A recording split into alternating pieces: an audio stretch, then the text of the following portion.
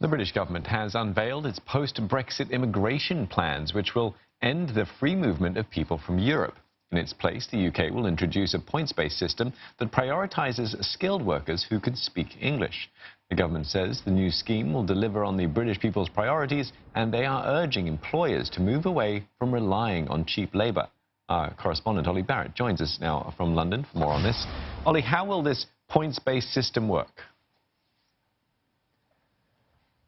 Well, it's all about those skills, and it's all about racking up those points to qualify for a visa to come to the United Kingdom. In terms of skills, that will be partly based on the level to which people are educated that want to come to the UK, and partly also based on the skills that they might be bringing here. So, for example, carpentry, plastering have been added to the list of skills that the UK is looking to attract, but taken off that list are things like waiting tables, some types of agriculture work as well. And then when you come to the points that one needs to qualify for a visa to the United Kingdom, there are various ways you can rack up those points. Do you speak good English? That qualifies for a certain amount of points. Do you work in a sector that has shortages at the moment? That qualifies you for extra points as well. Do you have an offer of a job in the UK? Do you have a sponsor? That gives you more points too, and the salary as well of the job that you are looking to come to the UK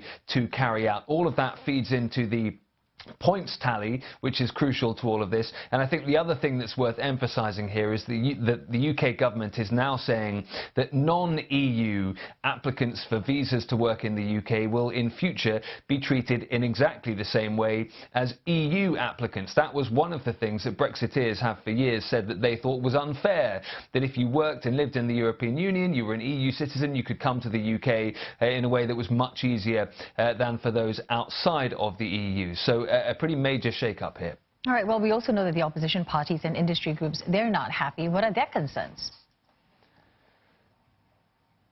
There are lots of concerns coming from industry and from opposition parties. The opposition parties have called these measures draconian. We've even heard accusations that some of these measures are based in racism. We've also heard concerns from industry about a real lack of labour shortages in some sectors. They are very worried indeed that they won't be able to recruit British citizens to do some of the jobs that in recent years have been carried out by immigrants, particularly from the European Union. We're looking at the agriculture sectors, we're looking at the care sectors as well. Specific roles that employers here in the UK have long said they find it difficult to recruit Britons to carry out these jobs. So all sorts of concerns being raised against the government's plans, but it clearly feels that with immigration such a crucial part of the run-up to the Brexit referendum and the debate since, that now is the time to move ahead with their proposals.